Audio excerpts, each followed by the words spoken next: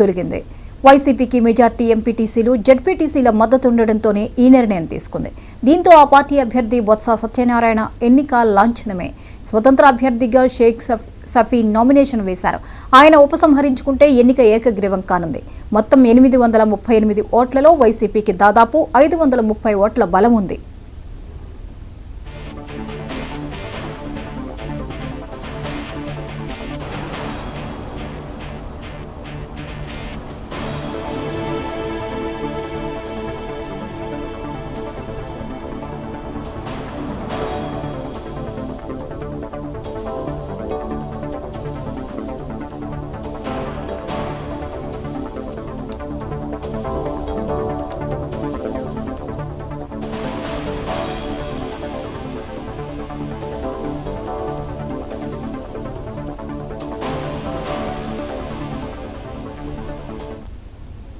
విశాఖ జిల్లా స్థానిక సంస్థల ఎమ్మెల్సీ ఉప ఎన్నికలో పోటీ నుంచి టీడీపీ వైదొలిగింది.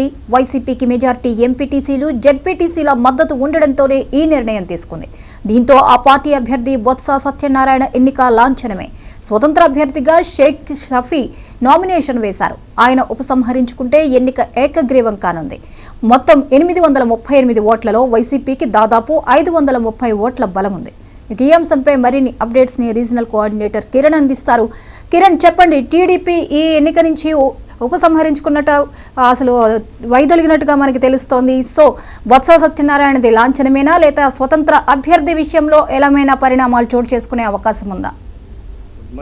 ఏదైతే ఎమ్మెల్సీ ఎన్నికల అనౌన్స్మెంట్ తేదీ నుంచి కూడాను వైఎస్ఆర్ కాంగ్రెస్ పార్టీలో అంతర్మదనం మొదలైందని సంగతి తెలిసింది. ముఖ్యంగా కూటమి ఎన్నికల్లో బలం లేకపోయినప్పటికీ కూడాను అభ్యర్థిని నిలబెడుతుంది ఎన్నికల్లో అని చెప్పి బాగా ప్రచారం జరిగింది. ఒక దశలో మనం చూసుకున్నట్టయితే విశాఖ జిల్లాకు సంబంధించి జిల్లా టీడీపీ అధ్యక్షుడు గండి బాబ్జీ, మరోవైపు అనకాపల్లి జిల్లా మాజీ ఎమ్మెల్యే పీలా గోవింద్ సత్యనారాయణ గాని వీళ్ళిద్దరినీ పోటీలో ఎవరో ఒకరు నిలబెట్టే ఛాన్స్ అయితే ఉన్నాయని చెప్పి బాగా ప్రచారం కూడా జరిగింది.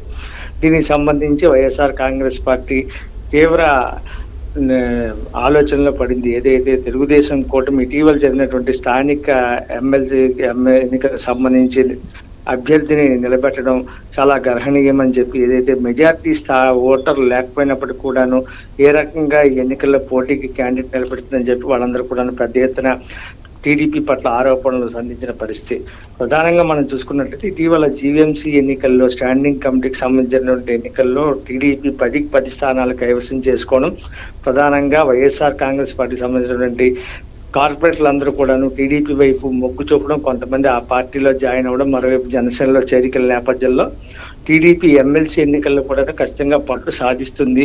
ప్రధానంగా ఎంపీటీసీ జెడ్పీటీసీలు అదేవిధంగా కొంతమంది కార్పొరేట్లు కూడా తమ వైపు తిప్పుకుంటుందనేటువంటి అంతర్మథనంలో పడిన పరిస్థితి.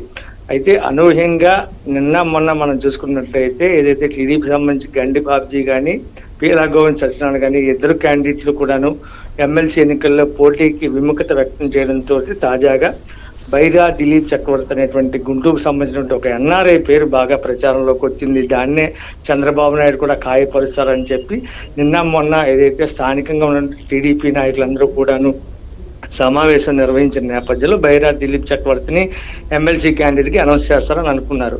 అయితే తనకు కూడాను అనకాపల్లిలో మంచి పడుతుంది. ఎందుకంటే ఒక ఎన్ఆర్ఐగా పలు సేవా కార్యక్రమాలు నిర్వహిస్తూ అక్కడ ఉన్నటువంటి పంచాయతీ పరిధిలో ఎంపీటీసీలతో జెడ్పీటీసీలతో ఉన్నటువంటి సత్సంబంధాలు, ప్రధానంగా సేవా కార్యక్రమాలు, మరోవైపు ఎడ్యుకేషన్ పరంగా పేద పిల్లలకు అందరికీ కూడా ఎన్నో సహాయ సహకారాలు అందిస్తూ అనకాపల్లి జిల్లాలో మంచి పట్టు సాధించినటువంటి వ్యక్తి బైరా దిలీప్ చక్రవర్తి. 2024 ఎన్నికల్లో అనకాపల్లి ఎంపీ టికెట్ ఆశించి టీడీపీ నుంచి పోటీ చేసిన సిద్ధమైన నేపథ్యంలో కూటమి ఏర్పాటు కారణంగా బీజేపీకి ఆ సీట్ ఇవ్వడంతో ఖచ్చితంగా ఎమ్మెల్సీ అయినా సరే ఇస్తారని చెప్పి బైరా దిలీప్ చక్రవర్తి ఎక్స్పెక్ట్ చేసిన పరిస్థితి. అదే అనుగుణంగా చంద్రబాబు నాయుడు కూడా ఆయన పేరును ప్రతిపాదించారు. అయితే ప్రస్తుతం మనం చూసుకున్నట్టయితే ఇక్కడ ఎమ్మెల్సీ ఎన్నికలకు సంబంధించి 838 మంది ఓటర్లు ఉన్న నేపథ్యంలో 530 పైచీలకు ఓటర్లు వైఎస్ఆర్ కాంగ్రెస్ పార్టీ ఎంపీటీసీ కావచ్చు, జెడ్పీటీసీ కావచ్చు, మరోవైపు కౌన్సిలర్లు, ఇంకోవైపు విశాఖ నగరానికి సంబంధించి కార్పొరేటర్లు దాదాపుగాను వైఎస్ఆర్ కాంగ్రెస్ పార్టీ ఓటర్లే ఉన్న నేపథ్యంలో స్వల్పంగా మనం చూసుకున్నది టీడీపీకి సంబంధించి సుమారు 215 మంది ఓటర్లు అయితే టీడీపీకి ఉన్నారు. ఈ పరిస్థితుల్లో ఖచ్చితంగా మనం చూసుకున్నట్టయితే వైఎస్ఆర్ పార్టీ సంఖ్యాపరంగా బలం ఎక్కువగా ఉన్నది. గెలుపు కోసం చూసుకున్నట్లయితే 420 ఓట్లు కావాల్సి ఉంటుంది. ఖచ్చితంగా వైఎస్ఆర్ పార్టీ కాంగ్రెస్ పార్టీ గెలిచే అవకాశాలు అయితే ఎక్కువ ఉన్న నేపథ్యంలో టీడీపీ క్యాండిడేట్ నిలబెడితే ఏం జరుగుతుందని చెప్పి వైఎస్ఆర్ కాంగ్రెస్ పార్టీ ఎంతో అంతర్మదనంలో ఉన్న పరిస్థితి. ఈ నేపథ్యంలో ఏదైతే క్యాంప్ రాజకీయాలు నిర్వహించడం, మరోవైపు ఇప్పుడు ఉన్న పరిస్థితుల్లో ఎమ్మెల్సీ సీటు కానీ కోల్పోతే కూటమికి వచ్చిన నష్టం కూడా ఏం లేదు.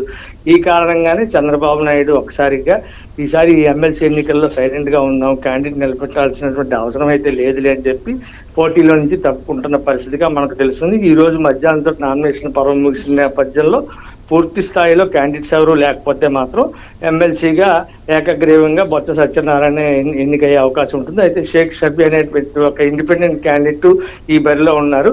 కొద్దిసేపటి క్రితమే తెలుగు శక్తి అధ్యక్షుడైనటువంటి బివి రామ్ అనే వ్యక్తి తాను ఇండిపెండెంట్ గా నామినేషన్ వేస్తాను మధ్యాహ్నం 3 గంటల లోపు అని చెప్పి కొద్దిసేపటి క్రితమే అనౌన్స్ చేసిన పరిస్థితి.